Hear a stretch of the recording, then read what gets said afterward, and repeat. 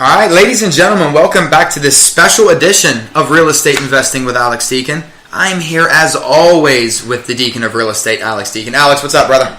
Adam, I'm all business today. What's up? You are strictly business today. It is quite impressive. I like this side I'm organized. My shit's in order today. Let's get rolling. Let's get rolling. Now, the reason why I said we have a special edition of Real Estate Investing today, what we want to talk about is... some may know, some may not. Alex also has another side venture, property management. We've talked about it multiple times on here. In fact, he has a specific company. It's called MACE Property Management. And we want to tell you all about MACE Property Management today. Not only the history of, but what property management actually does and what property management means. So, Mr. Deacon. Yes, sir. The floor is yours, my friend. Okay. The reason we're doing this today, we discussed this just a second ago, is just to let the general public know what property management is, because we have a property management company. I started it in 2002, and the question I get all the time from new clients is, hey, what do you guys do? I'm thinking about turning my property over to a property manager. And it's not that I don't enjoy what I do, I just hate explaining this 10 times a week. Broken record. If you don't know what a property management company does, this is going to help you understand what most of them do. Now, the difference is how effective do they do their job. Okay. Every property management company is not the same. Their fees are not the same. Sometimes paying more is not better. Sometimes it's really all about how well they perform. Okay? So let's just talk about quickly the history of MACE. I started in 1993 investing in real estate. 1995, I got my real estate license. Then I started full-time as a real estate agent. In the meantime, I was still collecting or purchasing real estate at the time. So in 2002, my wife quit her job. We jumped into the property management arena because we just saw a huge hole in the service and just what was out there available to the general public. So we started a property management company. First couple of years, we literally lost. My wife was making $50,000 a year. She lost that. We lost our health benefits, and we lost $40,000 in the first 2 years. So we collectively lost probably $150,000 because we just weren't making any money. There's a lot of costs involved in getting it started and doing the wrong things, and you name it. So now we're up to about 650 units. Most of them are not mine. Most of them we manage for other clients. We probably have about 200 different clients. Some own one house. Some own 20 properties. We have a staff of right now about 8, and we run pretty efficiently. So that's the history of MACE and where we are from the start to the finish. Now we're continually growing, continually making mistakes, continually improving. At this point, I review every application. So every application that comes through our door, I'll review it. But let's go into, that's the history. So let's go into here's the question I get. Just, what does property management, what do you guys do? That's what I'm going to answer. Let's see. So what do you guys do with property management, Alex? Wow, I'm going to explain that to you right now. I'm glad you asked. Okay, so what does a property manager do? Well, here's what we do. We collect rents. We evict tenants.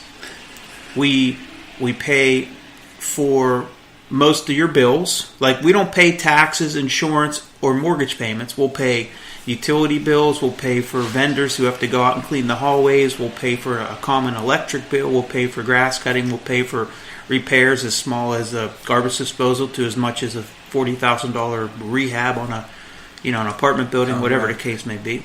We pay for those bills. We account for them. We do full accounting. All of our accounting is online, so you, the owner, have access to it through your own secured portal. You can access your leases, your rent, who's paying rent, who isn't. You can access all of the bills that we pay, and you'll be able to see copies of those. Now, is that something everybody does? Not to control. No, a lot of companies, they really should be. That's fantastic. Yeah. I mean, most professional companies who do this are licensed and professional at it. They have an online system and a portal. Okay, there are a lot of old school companies out there doing this literally with pencil and paper. They're still taking checks and cash. Yeah, there are a few like that. So what did we discuss? Collect rents. evict tenants, all of the accounting. Okay. We handle any sort of maintenance request. So if it's a non-emergency, let's say it's, hey, my faucet's dripping. The tenant pays the water bill, the faucet just drip every 5 seconds. Could you send somebody out? Okay, we'll send somebody out. We handle it. Typically $150 you have to let's say the faucet just needs replaced. It's going to be $150. It's $50 to $60 for a decent faucet, and you're going to send someone out there on a service call. You're probably looking at $150. We take care of that. We pay the vendor. At the end of the month, you get a check for how much rent we brought in, minus our management fee, minus the repair. So at the end of that month, whatever's left over, we're going to send you a check, or we're going to automatically deposit that money into your bank account. Gotcha. On a larger repair, let's just say a sewer line backs up, and we get someone out there to look at it, and the plumber says, hey, it's going to be $8,000.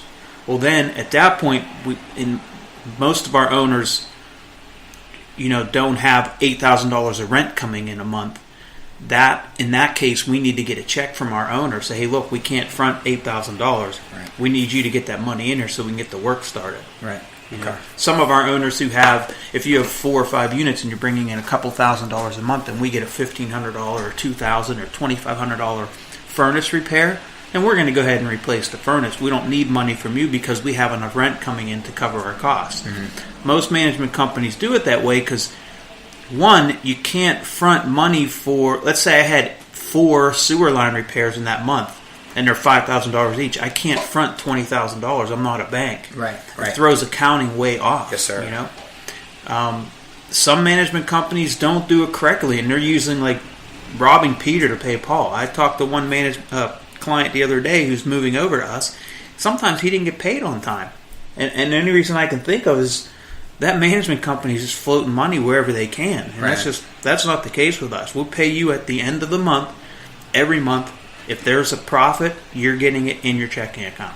Now, and to keep this in mind, this is when you're talking about, the payments. These aren't necessarily the tenants. These are other property management companies that you partner up with, correct? Or this is sometimes the tenant as well, like when there's maintenance calls, splitting payments and stuff.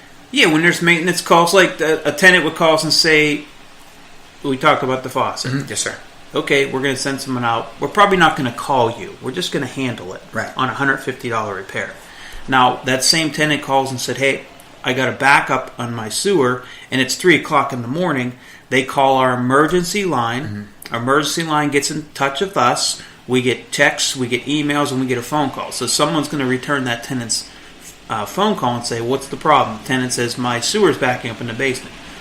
Okay, does it only back up when you flush the toilet? Yes. Don't flush the toilet. Yeah, right. Okay, we'll get somebody out there at 7 or 8 a.m. We're not going to send someone out at 4 in the morning. You're going to pay a ridiculous fee. Or if you just, tenants have to understand that, maybe what we can do is we can do a whole call on repairs. Okay. We'll do a whole session on repairs because we can get into all different kinds of repairs and how a property management can save you money and keep you out of trouble on the repair side without having the tenant control the situation. You as a management company have to control the tenant and the situation. So we'll say that one. So that little foreshadowing, guys. Yeah. We're gonna do. We have a one coming up. I love on the fly improv. There we go, boom, brother. Just right away. Okay, so repairs. We'll get to.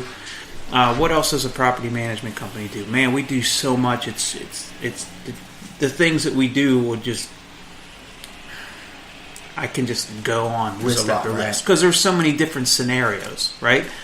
We handle any tenant. Let's say you have a 4-unit building. Sometimes you get tenants that don't get along. You could have a 10-unit building. One bad tenant, like for example, I own a 9-unit, and I think I used this example before. We put a tenant in there who was filthy, and you don't know that. They got a good landlord reference. They got this. They got that. You can't go and inspect their unit where they live now before you put them in here. It's just not practical. Nobody does that. Right. So, yeah, they basically caused my whole building to get roaches. And it cost me, this is my own property, it cost me thousands of dollars to get rid of roaches. And when they moved out, I literally evicted them as soon as their lease was up because they were making the whole building smell. Right. So we deal with things like that. We deal with things like bed bugs. We deal with which can infest the whole building, and you really can't blame anybody for that. They get bed bugs in hotels, in the Hilton and the Marriott. I mean, you just can't. Some intangibles are just out of everybody's control. Yes, and tenants will want out of their lease. Hey, I want out of my lease. No. You're not getting out of your lease. We'll take care of that. In your lease, it says you're responsible for any, rodents or insects and stuff like that. But you can't expect the tenant to take care of, in an apartment building, like bed bugs or roaches, because you don't know where they came from or which tenant got them first. Right. So, but they can't just leave. Oh, you're not leaving. No. I can't have 8 people just leave my 10-unit apartment building. That's not going to be the case, or we're going to go after you for rents and so on and so forth. But you have to let us try to rectify this.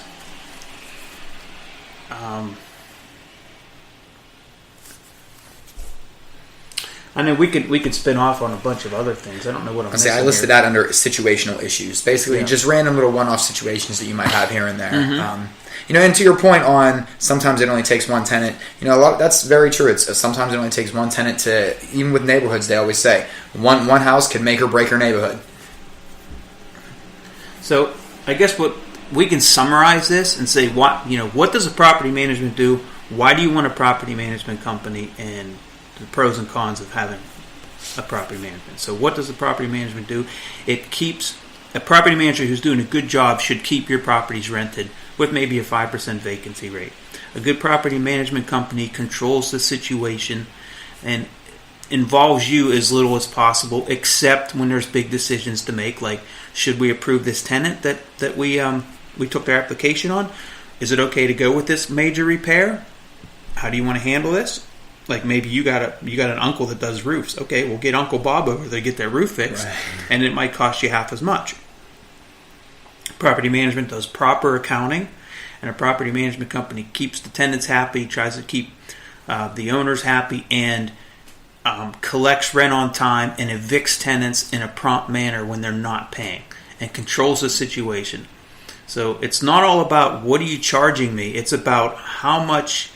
If we're charging you X amount, but our vacancy rate's very low, we're actually cheaper than the management company that's charging you a lower management fee, but their vacancy rate's triple, or their repairs are triple, or the response time is horrible. I mean, it's not all about how much are you charging me management fee wise, because I get that. That's the first question. What do you guys do, and how much do you charge? Right. Wrong questions. I understand that what do you guys do, but what do you charge? No, it's how effective are you? How good are you at vacancies? What is your vacancy rate? How good are you at getting rid of tenants? How efficient are you? Yeah, I mean, there's so much more to this than just what do you charge, and it's just the wrong question to ask. So, and it's a very saccharine question. It's the easiest one for people to go to. Yeah, and I understand it. I completely understand. Well, that's why I'm doing this, so to educate the general public, and I don't have to explain this every time I talk to somebody who may or may not turn out to be a client for me. Just go to the podcast and listen to it and learn something. We're going to do a bunch of other ones. We'll do some on repairs. Maybe we'll do some on evictions, what that process looks like, when to evict, when not to evict. I know we did one on that, but we'll just go into the detail on, like, from a landlord owner side who, we're talking with and we're trying to advise. Sometimes it's best not to evict a tenant, depending on the time of year, depending on their track record, so on and so forth. So we'll get into that. But, I mean, I think that summarizes what we do and why we do it. And we'll just jump out of this. Oh, and our fees are typically anywhere from 6% to 12%. That's the management fee, 6% or 12% of the gross monthly rent collected. That's typically what they are. Sometimes we can deviate from that. Why is it such a range? Because you could have 2 units that rent for $1,500 each. We can charge a lot less management fee when we have 2 units in a good area renting for $1,500 a piece. On the flip side of that, if you have 4 units in an area that's kind of rough and the rents are only $500 each, then we're probably going to need to charge on the higher side, because we're going to make less money on the 4 unit, work twice as hard, versus working not as hard and making more money on the 2 unit in the nice area. Gotcha. That's why the management fees can vary. And then there's a thing called a finder's fee. A finder's fee is what you pay your property management company to find a new tenant.